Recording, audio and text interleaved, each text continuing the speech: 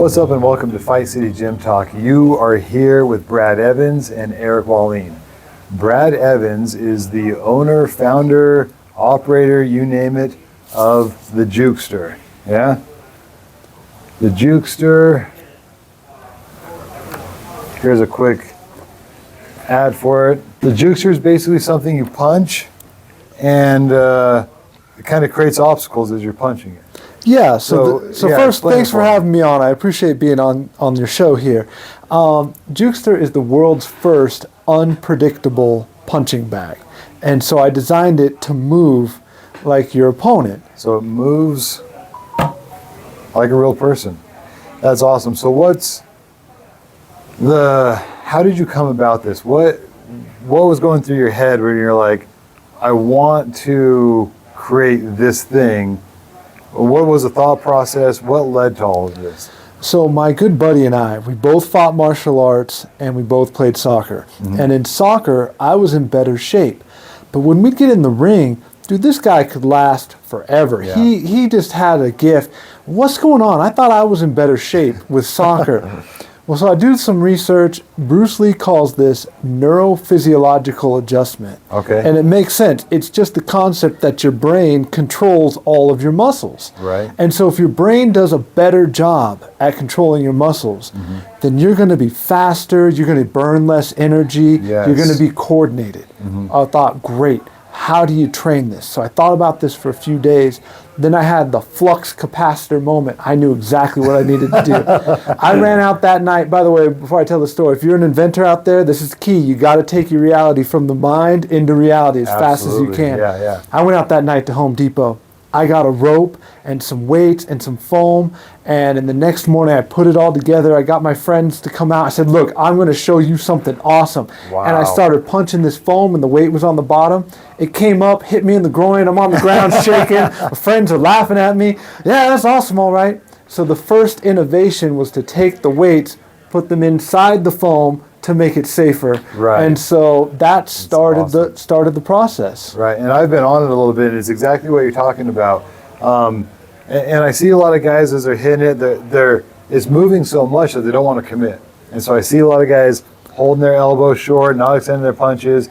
But I also found that I did better when I was willing to commit, but also I took that split second and I was like, hey, wait, how do I figure out where it's going next? And that's what we should be doing in fights too, right? You don't just pitter patter, throw weak punches, but you also don't just go throwing ape over grave crazy because you don't know where he's going to be. So what it was doing for my mind, it was basically allowing me to snap a good strong punch and then just guess time and boom, I'd snap another one. And I was still missing. The other cool thing is you miss a lot of times in a fight. Absolutely. You're always missing in a fight. It doesn't mean the fight's over, like, oh, you missed, get out of here. It basically just means you miss, what do? We recover, boom, and we go back to continuing to punch. Right, and that's what I was trying to do is simulate your opponent.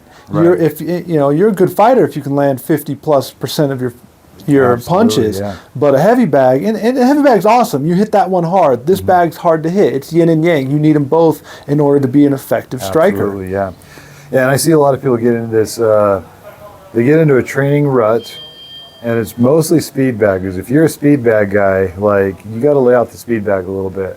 But, our gym here is 24-hour access, and so what happens a lot of times is guys will be in here, I'll come in random, 10 p.m. sometimes, the guy just, and every time I catch this guy training, he's just training the speed bag.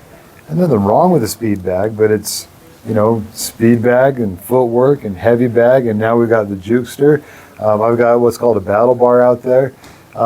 There's so many tools, tying just a plain rope, ducking, rolling through it. So I love the concept that we now have one more tool to get better, especially when it comes to boxing. It's like you can't just fight all the time because you can't just get concussion after concussion after concussion. And so the coolest thing I think about this is we get one more way to have fun, to train, to engage our mind, but not take more concussions and just do more sparring, more wear and tear on the body. Right. It's low impact, but good learning curve. I want to go back to the fact that you were missing this, and that's one of the big differences between this bag and a speed bag or a double-ended bag. Right. Sometimes you'll miss those. Yeah. They can be hard to do, but they're not hard to know what to do. Yes. If you say you're working on a speed bag, I know what you're doing. You're going to stand there, you're going to do this. If you say you're on a double-ended bag, you're going to stand there and you're going to be popping it, and if it's over here, you're going to wait till it's right here to hit it. With this, you don't know what you're going to do. Right. You might leg check it, you might elbow it, you might jab cross to the body, up to the head, you might just step out of the way and not hit it at all, or block it. And so these decisions are what win fights, that strike selection. Absolutely. We'll talk about that in a minute, OODA Loop theory. But I want to get back, you say you miss it, and that's okay, because over time, you'll actually hit it more often. Yes. But not because you can predict it, because you actually are building that, what I was going back to with Bruce Lee and that neuromuscular coordination.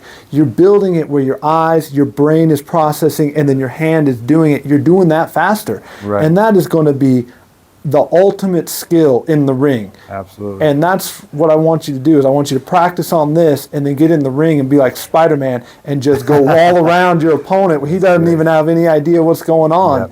So. And I always tell people in boxing, like, the easiest thing to do is reach out and punch them upside the head. That's the easy part. The hard thing is getting the timing and the movement and the footwork. And so if this is helping with that timing, the movement, the footwork, then yeah, we just got to reach out and touch it. Reach out and touch it. Sweet. So Brad ran out and got one. So why don't you show us and talk a little bit about it, Brad? All right. So I know you're going to want to get faster and get more accurate, and you're going to be ordering it right away. Yeah. So that's what you're getting in the mail. And you'd even mentioned this this logo here, this icon.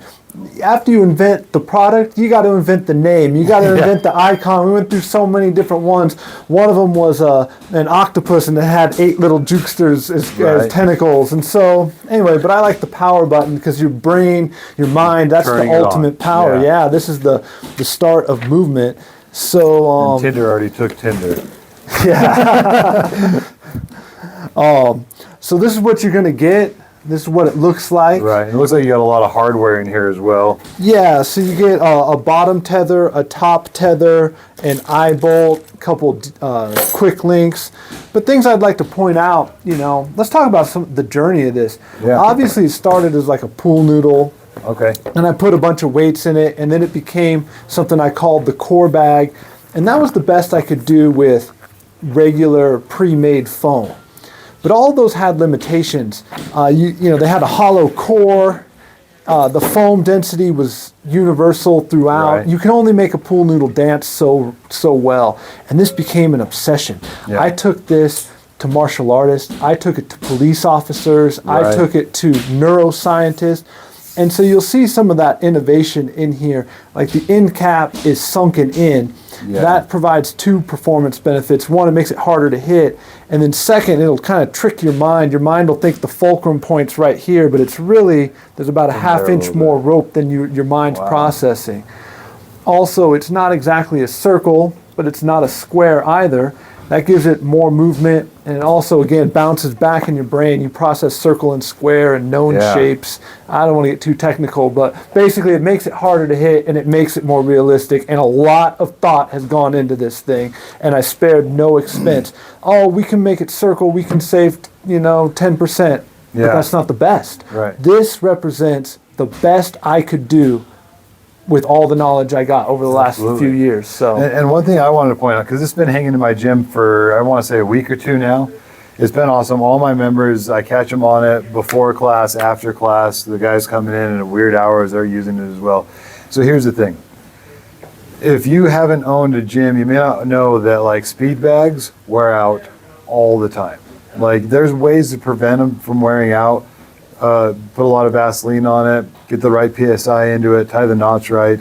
Double end bags are the worst. They're constantly breaking down. So we have speed bags breaking down, double end bags breaking down, and then a handful of my other boxing kind of drills, the things people use, always wearing down.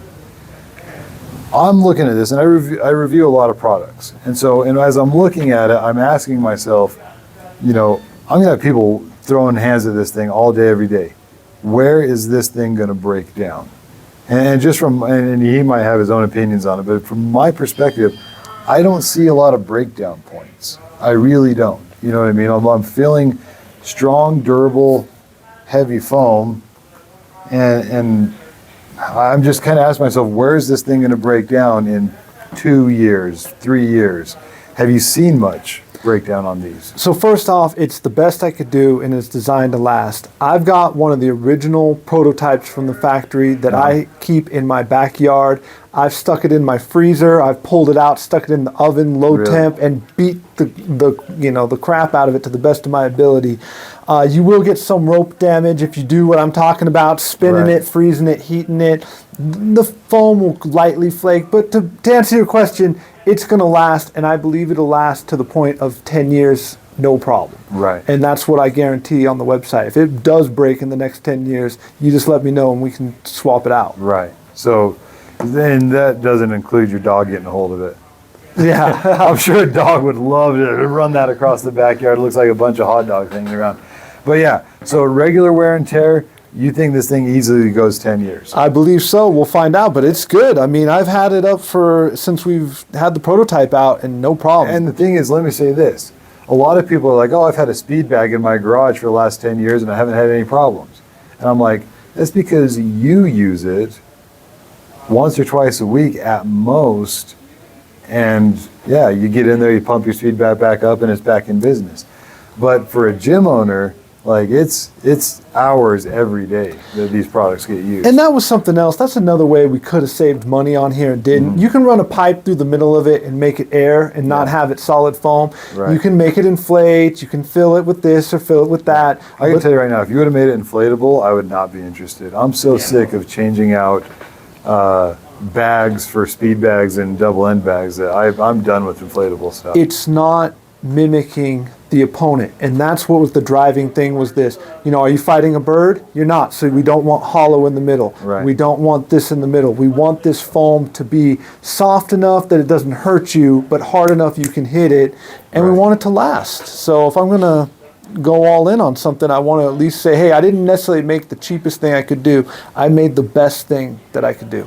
So you talked about loop theory before. What was that? Okay, yeah, OODA Loop theory. So that's OODA Loop. it's OODA, and it Okay. stands for Observe, Orient, Decide, and Act. Okay. And so let me give you a little bit of the history of that. There was a fighter pilot. His name is John Boyd, and he was studying airplanes. And we were shooting down airplanes, some MiGs in the Korean War. Even though their planes were faster and their planes were superior, we won the battle. And he wanted to know why. Yeah. Well, turns out our planes had a bigger cockpit and our planes had hydraulics. Okay. So our fighter pilots are in the battle space where the MiG fighter pilot is in the cockpit, just moving around. Got it, yeah. And so he discovered, again, going back to your brain, it's whoever can observe the battlefield and make that decision. And how that OODA Loop plays into boxing is, let's say you've got the best the best hook in the world, but your opponent's 6 inches too far and you miss. That isn't the best hook. You should have made a different choice. You should have chosen to cross or to jab or something like that. Absolutely. If you pick the right strike, that has more to do with victory than the speed and the strength of the strike itself. Yes. And that's what we're working with here, so that you're always picking the right move for the right time. And it gets even crazier. He calls it getting inside the OODA Loop, where your opponent is always reacting to what you're doing. Yes. And you're setting the tempo, and it's almost like a time machine. You're in front of them, and they're behind the time, and it just means you're going to win. As a basically. coach, I use a lot of different terms. I would say lead the dance, be the alpha, start the fight, finish the fight, and these are things you're talking about. Absolutely, just different terms. And as I was using the Jukester, I noticed like, okay, so the important thing is to hit it, right? And that's the same thing in fighting. The important thing is to hit it. A lot of people say, well, if I'm not going to hit it with perfect technique, but it's like, no. The judges are watching. How many times are you going to bump his face? How many times are you going to touch him in the face? And so I found myself, sometimes I'd be able to see it, time it, and like, boom, perfect punch. Other times, I might be going for like an uppercut, but then it's moving a little bit. So rather than a perfect technical uppercut, you know what I do? I just touch it. And then touch it. Then all of a sudden, what do I get? Boom, another perfect punch. And so sometimes I'm just touching it for sake of touching it. And other times I'm actually like ripping and throwing elbows and snapping punches on him. But that's great. That's creativity, and that's seeing what's going to happen in a real fight. You know, those can be feints to get the guy out of the way, so you're not burning through energy. And then when you see the real opening, that's when you load up and take advantage. Go for it. But the fact that you're just seeing that, even with the motion, that's awesome. Yeah, this thing is phenomenal. So, where do we buy this thing? All right, it's for sale on the website, jukester.com. Jukestir,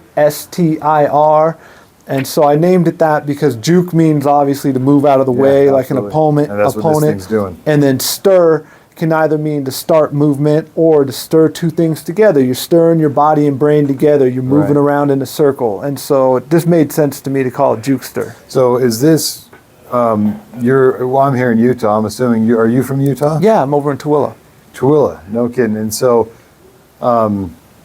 founded everything kind of here in Tooele. Are you making these? Are you putting them together? Or is this made in a factory? How's that working? Okay, so that's another part of the story. So I did the coordination bag to the best of my ability. I sold it on Amazon, and it was pretty successful, got good reviews, people liked it. In fact, one time I got into the top 100 of punching bags. I sold so many right away that I couldn't, like, it was a blessing and a curse. Right. I was making them out of my garage. I said, it's awesome I got 50 orders, but now I don't have a day off for a month and a half. Right. And I've got a day job. I need to get some time off. So I shut it all down, and I spent the next 2 years, it wasn't, I didn't think it would take that long, but it did, to develop this. You have to get a prototype, you have to get a mold, and et cetera, et cetera. And so now I have a garage full of them. I'm all in. Really? Oh yeah, we're ready to go. We got. So are you doing the shipping when are you still slapping? Yeah, it's coming right out the factory. It's a big business. Right. That's awesome, man. So what else you want to tell us about this thing?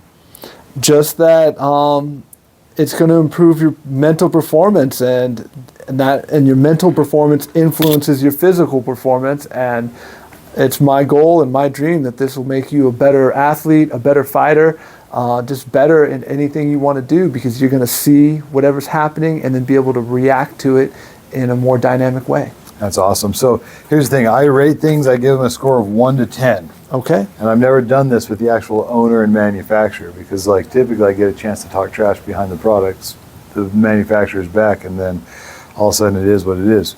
So I'm going to give this a rating from 1 to 10. Now you got to think about how I rate things, right? I rate things based on what you're getting out of it, and honestly, a lot of how long it's going to last. What we're getting out of it, how long it's going to last. Let me ask you, and the pricing might be different. Is this more or less than $100? That is more than $100. What about more or less than $200? Less than $200. Less than $200. So we're less than $200. And we got a 10-year promise out of this, and I also believe that, I don't see why it wouldn't last 10 years. So basically, I'm rating this thing. Now we gotta. What are we going up against? We're going up against speed bags, double end bags. You've got great speed bags. You've got expensive ones and cheap ones, and I would give them all their own different rating. We got the battle bar back there, regular punching bags, the big round bags, the teardrops, and the hydro bags, stuff like that. Before you rate it, can I make one more comment, one more sales pitch?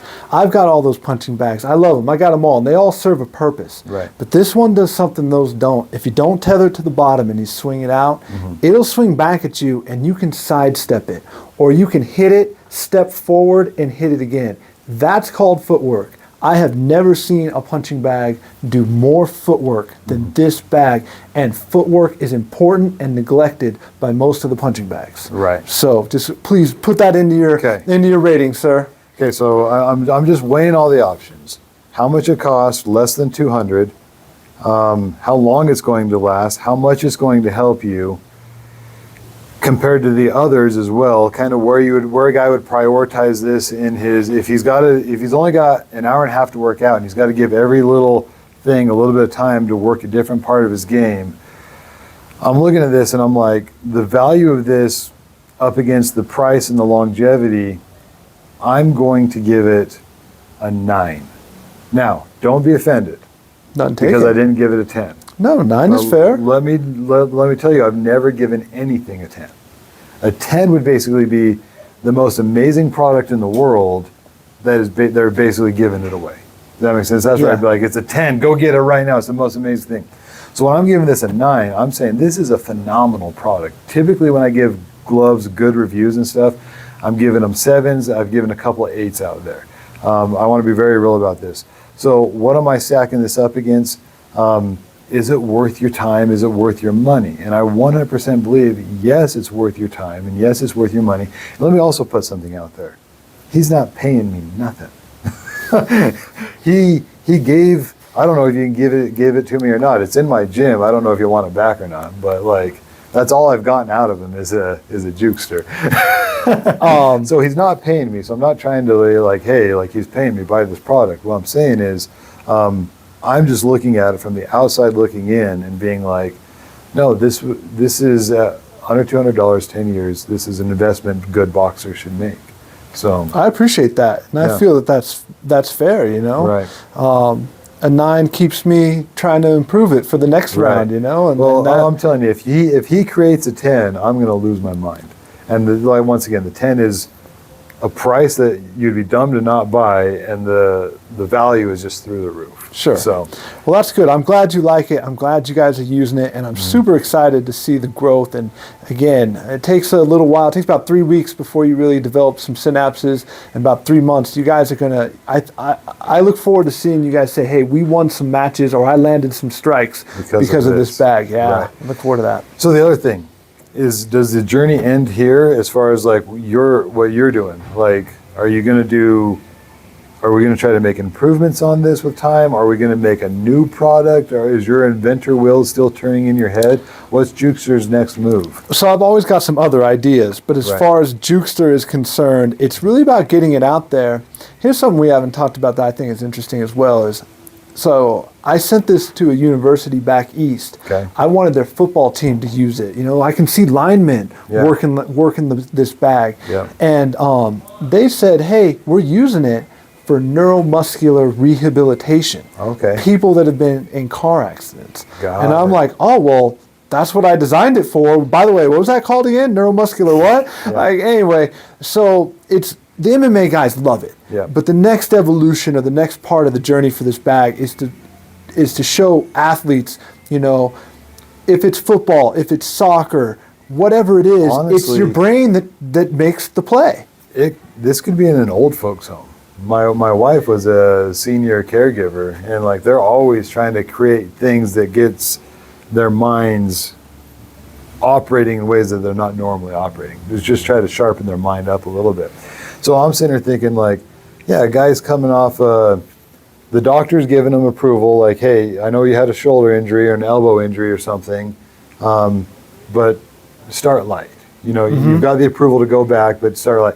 You don't want to, you just had your shoulder operated on, and the dog's like, go ahead, on a bag, start light. Yeah. And so that would be another good thing is rehabilitation and not just athletes, but in my mind, I'm like, there's a lot of people that are going through rehab that this could possibly help them out. So. Right, and so it's going to take over the world, I hope. You know, that's the idea, man, just to get everybody to try it. If you try it, you'll love it, and if you do it, you'll improve, and there you go.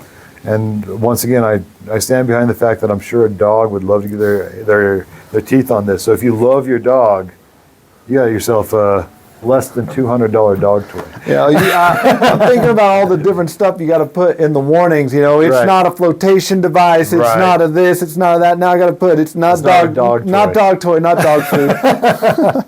Well, fantastic, Brad. Anything else we haven't touched on, covered, anything like that? No, I think you've done an awesome job. I appreciate being here, and if you're watching this, I appreciate you watching. Awesome. Thanks, Brad. Thank you.